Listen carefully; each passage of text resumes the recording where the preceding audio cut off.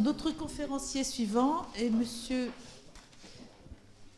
Cabassu, Jean-Pierre, qui est d'Alfort 1974, praticien à Marseille, qui est diplomate du Collège européen de chirurgie vétérinaire dans l'option petits animaux et qui est passe-président de l'AO, l'AO qui veut dire en allemand quelque chose de très compliqué et que je n'ai pas retenu, et qui va nous parler donc maintenant de la Fondation Association pour l'étude de l'ostéosynthèse AO et l'éducation pour la chirurgie des affections musculo-squelettiques. Merci, vous avez la parole.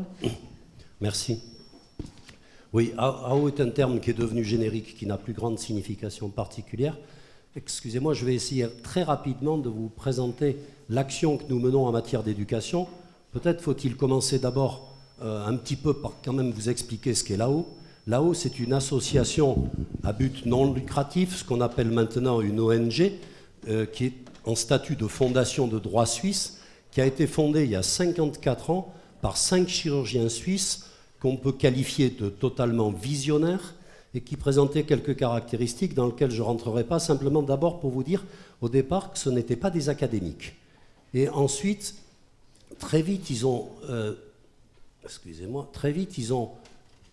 développé un certain nombre de piliers qui basent toute notre action. Ces gens-là, en fait, n'ont pas inventé véritablement la chirurgie orthopédique, absolument pas, personne ne l'a jamais prétendu.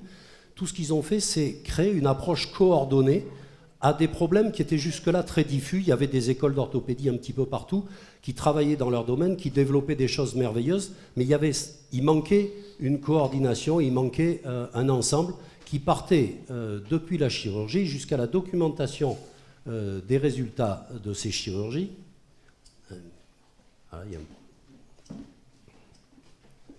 Jusqu'à la documentation donc des résultats, le développement d'un matériel, de toute une instrumentation, les ancillaires et autres, adaptés pour pratiquer tout ça. Et ils ont immédiatement mis en place des structures d'enseignement, de formation à leur technique. Donc quelque chose qui était très coordonné, c'est le mot. L'AO a été créé en 1958, le premier cours de Davos, et je vous reparlerai de Davos, a eu lieu en 1960. Actuellement, excusez-moi, c'est en anglais, j'ai récupéré des écrans qui étaient tout près. L'AO est une fondation qui a pour première caractéristique d'être totalement dirigée par des chirurgiens. Il n'y a aucun droit de vote attribué à des non-chirurgiens à aucun niveau de l'AO. C'est une organisation qui est leader dans le monde, aussi bien en matière d'éducation qu'en niveau de recherche, pour tout ce qui a trait au système musculo-squelettique. Sur la diapositive, plus de 10 000 membres, c'est faux. En réalité, nous sommes aux alentours de 20 000 à l'heure actuelle. 10 000, ça correspond à l'ancienne partie de l'AO qui concernait uniquement le trauma. Mais donc, environ 20 000 membres répandus sur cette monde qui en fait quelque chose de global. Et dans ces 20 000, environ 3 000 experts sélectionnés qui vont être chargés de l'enseignement, qui vont être chargés de la formation des jeunes chirurgiens ou de la formation aux nouvelles techniques, aux nouveaux implants, aux nouveaux instruments. Tout ça est conduit depuis la Suisse. Notre centre est à Davos, voici le bâtiment principal, mais nous avons aussi des bureaux à Zurich. Et dans ce centre se trouvent ce que nous appelons les unités support qui vont nous aider, qui vont permettre à tous les chirurgiens de travailler. Donc nous avons des unités de recherche avec des chercheurs qui viennent du monde entier. Nous avons un système de CID, de Clinical Investigation and Documentation. Nous avons des commissions techniques qui travaillent sur les nouveaux implants, qui développent, etc. Tout ça. Et nous avons le groupe d'éducation qui sert de support à nos 4 spécialités cliniques. La fondation elle-même est divisée en 4 divisions cliniques qui sont autonomes, tout en étant évidemment réunies au sein de la fondation. La plus ancienne, c'est AO Trauma, c'était l'ancienne AO, celle des fondateurs, qui s'intéressait, on dirait maintenant, au squelette appendiculaire. Mais il y a un petit peu moins de 10 ans a été créé AO Spine, qui atteint actuellement les 7 à 8 000 chirurgiens sur cette terre. Je crois qu'ils ont passé les 2000 aux États-Unis cet été. AOCMF, c'est crânio-maxillofacial, qui est aux alentours de 1500 membres sur cette terre. Et AOVET, qui est la plus jeune spécialité que je représente ici, qui a été créée en 2009, intégrée à l'AO complètement en 2009. Là, il y avait une ancienne structure, mais on est intégré depuis 2009 et on a actuellement 600 membres. La fondation est dirigée par des trustees, à la mode anglo-saxonne, il y en a environ 150, qui donnent leurs instructions une fois par an lors d'une véritable réunion de parlement à un board of directors de actuellement 11 membres qui va diriger au plan pratique la fondation. La fondation, ce sont les 4 unités cliniques dont je viens de vous parler et un certain nombre d'unités support, donc, qui vont apporter leurs compétences et être au service des 4 divisions cliniques. Voilà le board of directors. Ce n'est pas pour montrer une photo, c'est pour vous montrer à quel point nous sommes global. C'est-à-dire qu'à cette époque-là, c'est une photo qui a 2 ans, le président au centre était un Allemand, il est chef de service à l'hôpital de la Charité à Berlin, c'est Norbert Haas. Le président venait de Johns Hopkins à Baltimore, c'est un très grand chirurgien maxillofacial. Le successeur de Norbert Haas, l'Allemand, c'est Remy Quintero, qui est de Bogota, en Colombie. Son successeur, qui est déjà nommé à sa droite, c'est Sultan Bavron Taravek, de Bangkok à l'hôpital royal en Thaïlande, et vous avez évidemment aussi plusieurs Américains, des Suisses, etc.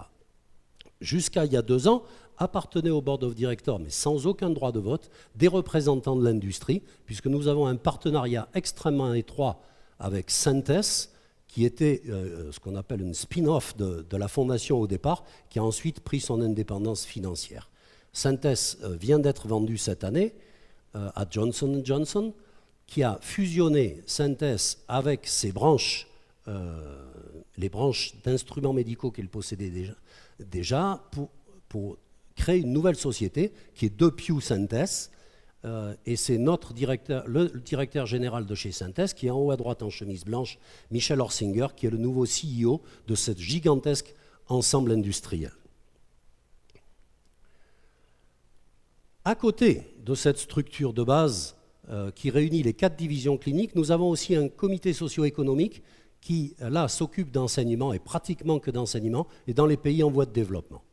Et là, qui va développer de l'enseignement simplifié, on va dire, ou plus ou moins, disons, plus traditionnel, voire même non chirurgical, pour le traitement des traumatismes musculo-squelettiques dans tous les pays sous-développés, que ce soit aussi bien la péninsule indienne, que ce soit les pays himalayens ou l'Afrique.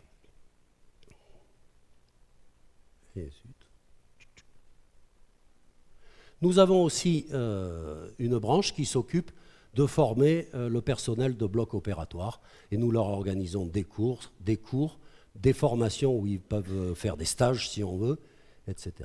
etc. À la sortie, voici ce que nous appelons la value chain de là-haut. Elle est initiée en haut par un travail clinique, tout est issu des chirurgiens, tout vient des chirurgiens, tout le pouvoir est entre les mains des chirurgiens. Ce sont les chirurgiens qui identifient un problème, qui identifient un vrai problème ou la nécessité d'un progrès, qui pensent qu'il faut faire quelque chose de plus. Et à partir de là, la chaîne s'embraye. Il y a une recherche appliquée, en partie dans nos laboratoires, en partie dans des laboratoires associés, qui va déboucher sur des essais cliniques. Nous avons des services d'investigation clinique qui vont monter les manips, qui vont analyser les manips, qui vont aider à publier, parce que vous êtes bien placé, bien mieux que moi, pour savoir qu'à l'heure actuelle, si une nouvelle technique, un nouvel implant, un nouvel instrument n'est pas totalement validé par des publications dans des peer reviews, il n'a pas la moindre chance de pouvoir voir son utilisation remboursée, que ce soit par la sécurité en France ou par les compagnies d'assurance dans d'autres pays. Donc il est impératif que ce travail d'investigation clinique soit mené au plus haut niveau. Ensuite, une fois que ceci est fait, nos commissions techniques approuvent les nouveaux développements, les nouveaux implants, les nouveaux instruments, et c'est là que ça passe dans les services d'éducation. Alors les services d'éducation, eh bien, ils sont au bout de la chaîne, et c'est eux qui vont développer les instruments dont les formateurs vont avoir besoin pour aller dans le monde entier former des chirurgiens de tout niveau aux nouveaux développements, aux nouvelles techniques, aux nouveaux instruments, aux nouveaux implants, etc. etc. L'éducation, finalement, c'est notre mission la plus importante et cette activité, Elle est donc coordonnée par notre unité support avant d'être passée aux 4 divisions avec les outils que le support va donner pour pratiquer différents types d'éducation. Alors il y a l'éducation classique, je dirais à l'ancienne, qu'on va appeler l'éducation face à face. Ce sont des cours, évidemment, ce que tout le monde connaît, le professeur est face à son auditoire, etc. Il y a très classiquement des séminaires, il y a des symposiums. Il y a de plus en plus maintenant des médias imprimés. Nous publions beaucoup de livres, nous publions nombre de journaux, aussi bien à l'échelle générale que dans chaque spécialité. Et puis se développe bien sûr maintenant tout ce qui est audiovisuel, et puis tout l'enseignement sur Internet, etc. À côté de ça, nous offrons aussi énormément de fellowship. Ça, c'est peut-être plus une notion anglo-saxonne que française, je ne sais pas trop, au moins je ne sais pas si on utilise ce terme chez nous ici, mais aux États-Unis notamment, et au Canada, on a des centaines de fellows qui vont se former, soit dans des séjours courts de 6 mois, soit dans des séjours plus longs de 2 ans, où nous participons à leur salaire de manière à ce qu'ils acquièrent des niveaux en travaillant dans certains services de pointe. Au total, on peut dire, il est établi même, que depuis 1960 et le premier cours de Davos, plus de 400 000 chirurgiens venant de 124 pays et 160 000 infirmières de bloc ont été instruits par là-haut. Et vous voyez que ça continue à grandir, puisqu'entre 2010 et 2011, dernier chiffre que j'ai pu trouver, il y a une augmentation encore de 12,3%. Vous voyez la répartition de ces cours sur les différents continents, et vous voyez que nous sommes présents sur les 5 continents. Donc voilà une illustration typique du cours face à face, avec la salle de cours magistrale, évidemment, d'un côté, et nos cours s'accompagnent toujours de travaux pratiques.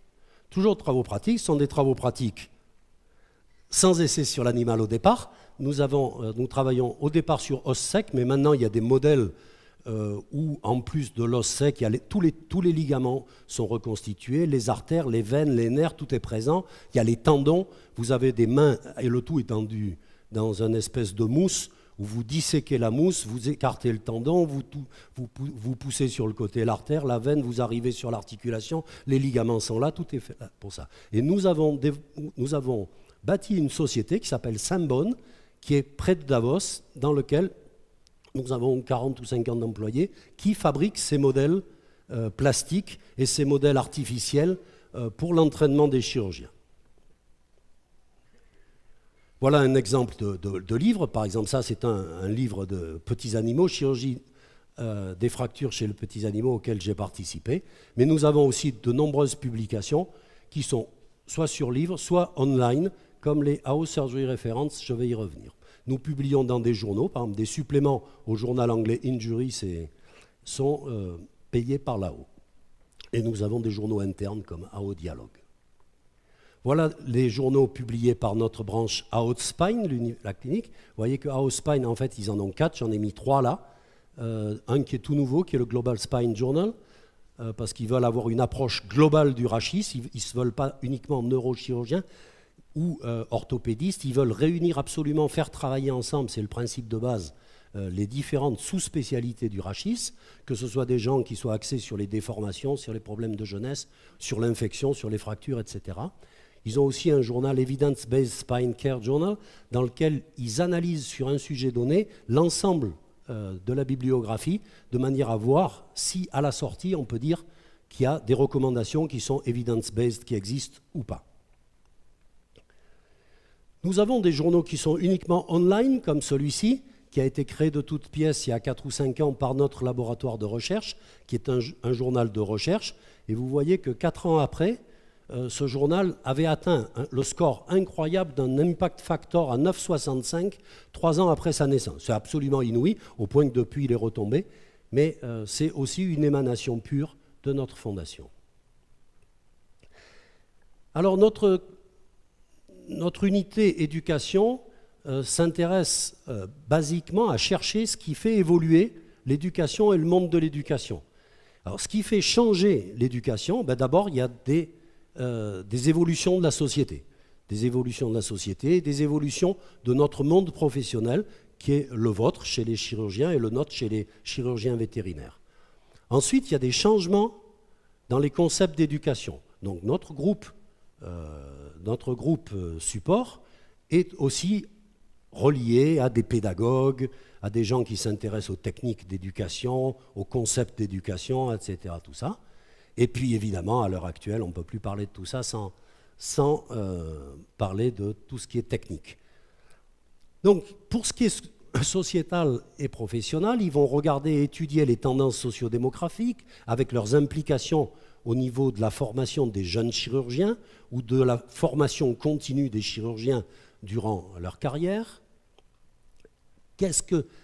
On cherche à savoir qui nous allons devoir sélectionner, qui nous allons devoir promouvoir comme nos nouveaux experts, comme nos nouveaux facultés. Et nous devons aussi en même temps savoir quels sont les jeunes chirurgiens, quel est ce groupe cible à qui nous allons devoir inculquer les nouvelles techniques chirurgicales.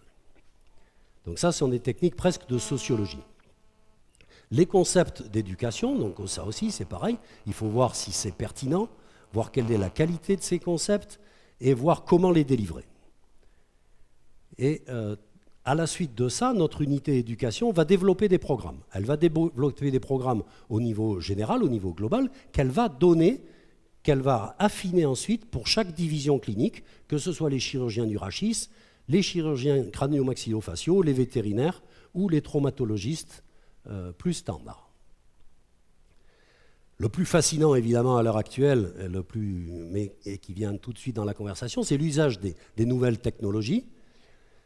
Et par exemple, voilà ce qu'on développe, ce sont des apps pour mettre sur les téléphones portables ou sur les iPads et autres, ce que le chirurgien a finalement tout le temps dans la poche toute la journée, peut-être même dans une casaque en salle de chirurgie.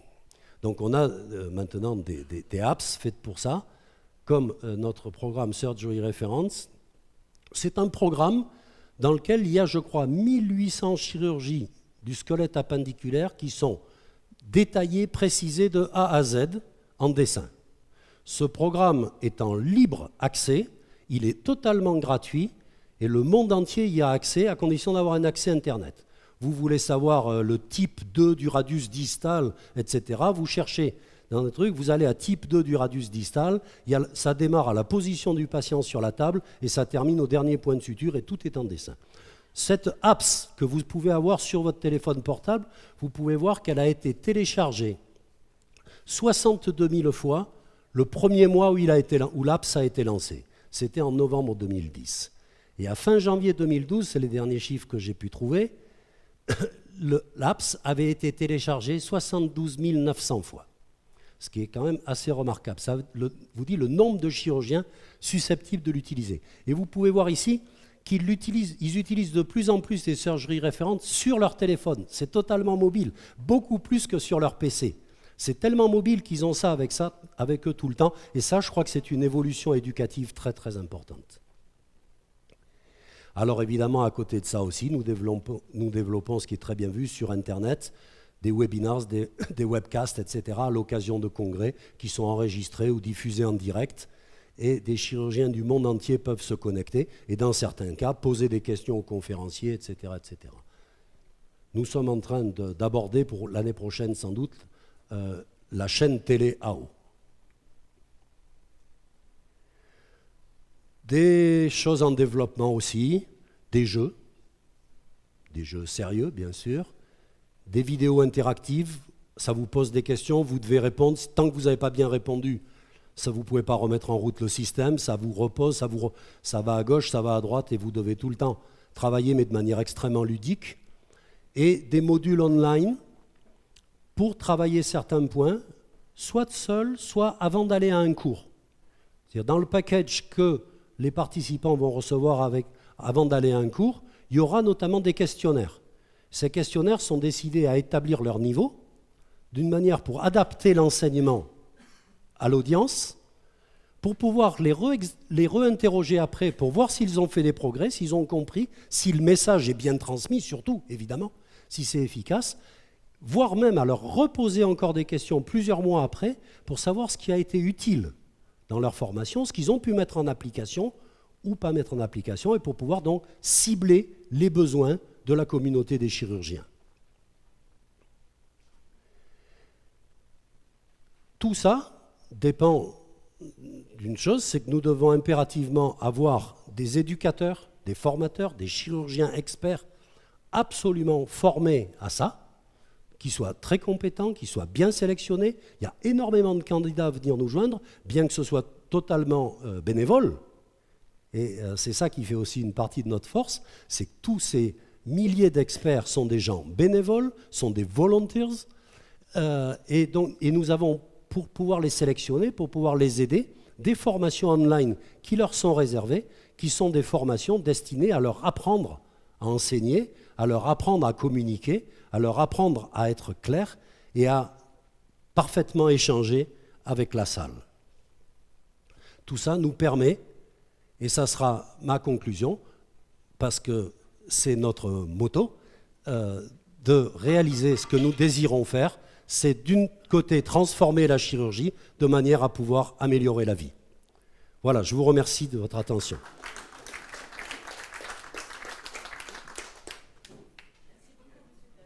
Et c'est Roland Perrin qui est praticien à Versailles qui va prendre la parole pour la discussion.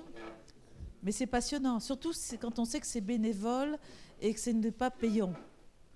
Les cours sont payants. Oui, mais le site internet. Les éducateurs ne sont pas rémunérés, sont défrayés de leurs frais, mais c'est tout. De la même manière que tous ceux qui participent au développement du matériel et des implants, qui n'étaient pas le sujet d'aujourd'hui. Je n'ai pas abordé le problème des commissions techniques, mais qui sont aussi des volunteers. Roland, merci. Salut. Si ça marche. D'abord, merci pour la présentation. En plus, ça me touche beaucoup parce qu'en tant que chirurgien vétérinaire et spécialisé dans les chevaux, j'ai bien évidemment bénéficié des formations de la VEF, de l'AO, et qui est passé par la VEF d'ailleurs, des formations de l'AO, et c'est extraordinaire, on ne peut pas dire le contraire. J'ai quelques questions. D'abord, qu'est-ce que c'est qu'un fellow? Je n'ai pas bien compris ce que c'était qu'un fellow.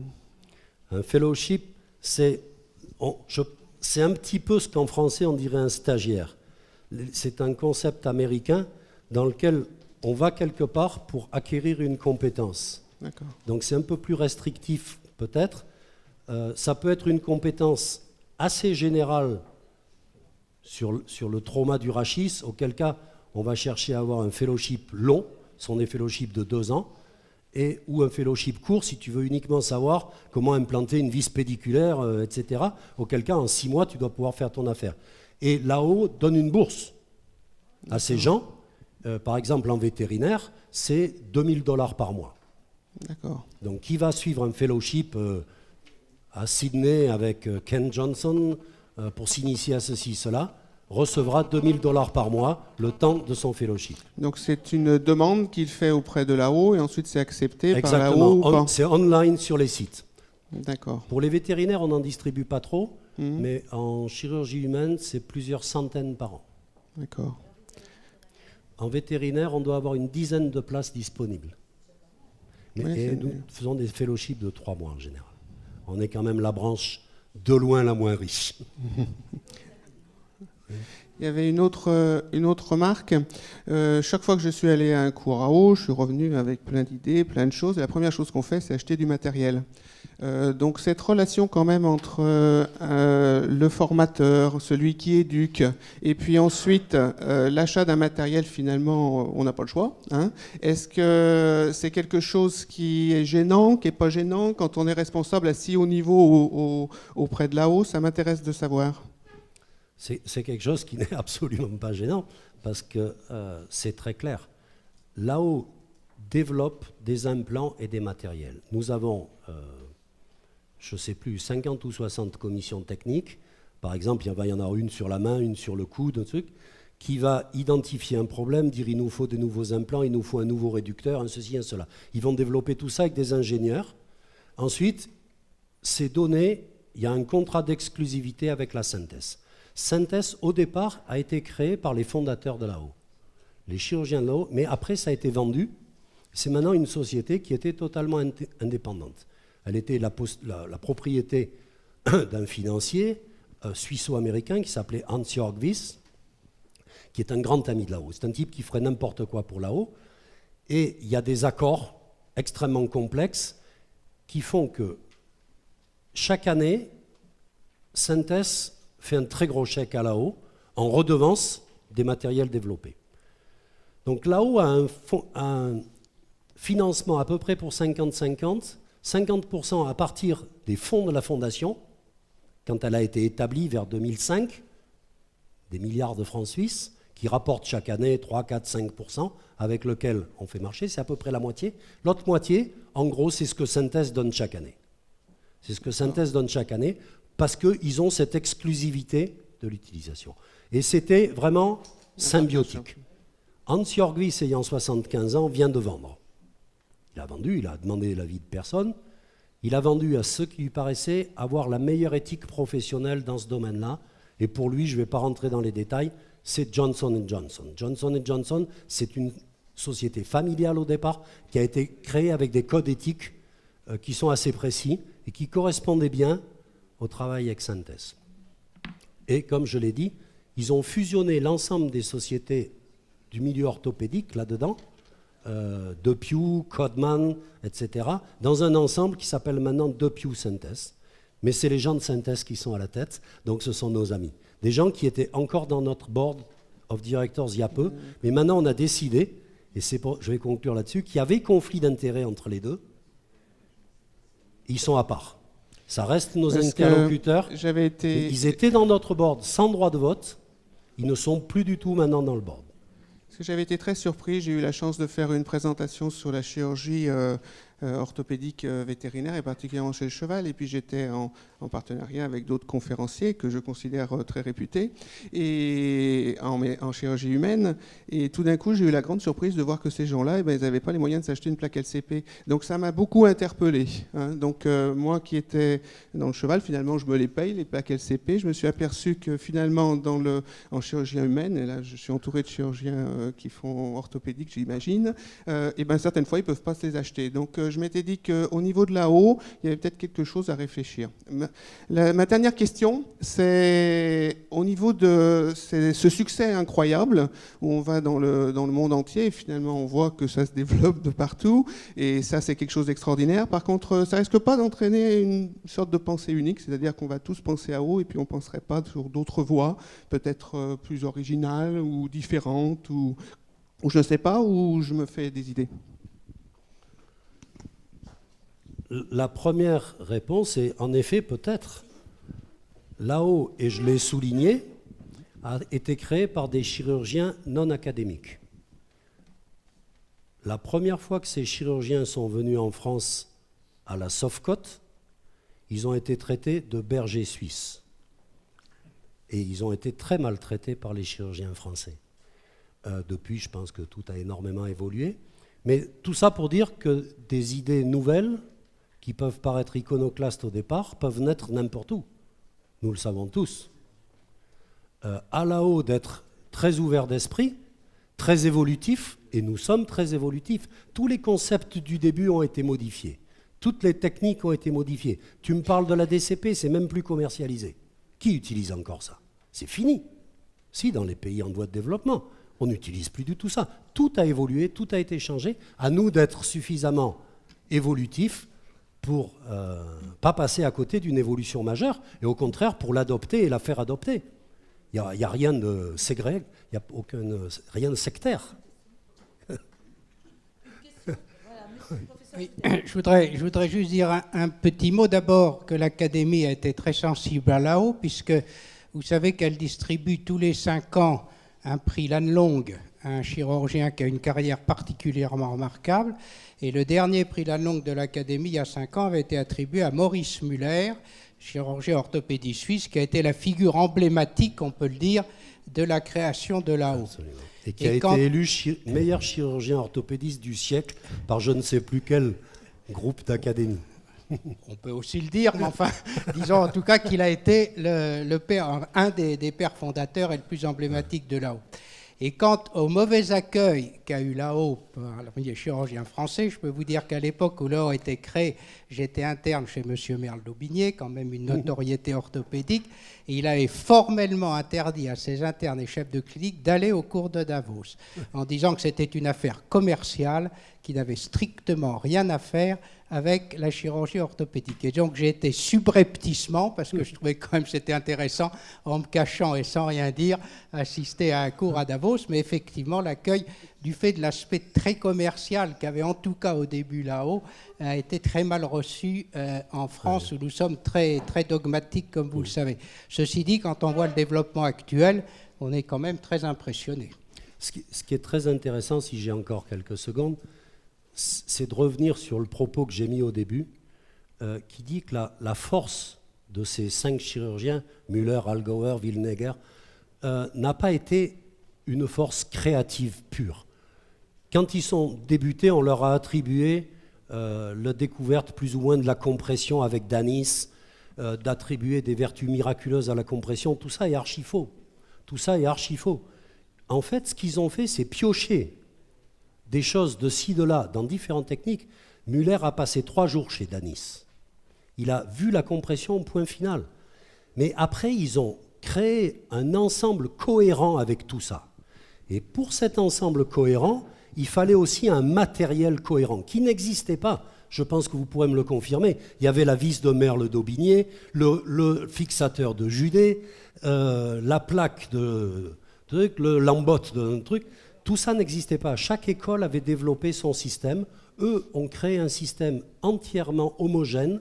Et en effet, ils ont fabriqué des sets qu'ils ont vendus sous la marque Synthes au départ. Et le développement ensuite a été tel qu'ils ont gagné beaucoup d'argent jusqu'au moment où ils ont attaqué le marché américain. Et Synthes, là, a perdu énormément d'argent aux États-Unis au début, ce qui fait qu'il y a des financiers qui ont pris le contrôle de Synthes et que Synthes a échappé à là-haut au plan financier, pas au plan technique. Au contraire, au plan technique, c'est resté comme ça. Merci beaucoup Jean-Pierre pour cette présentation qui montre que l'union fait la force là.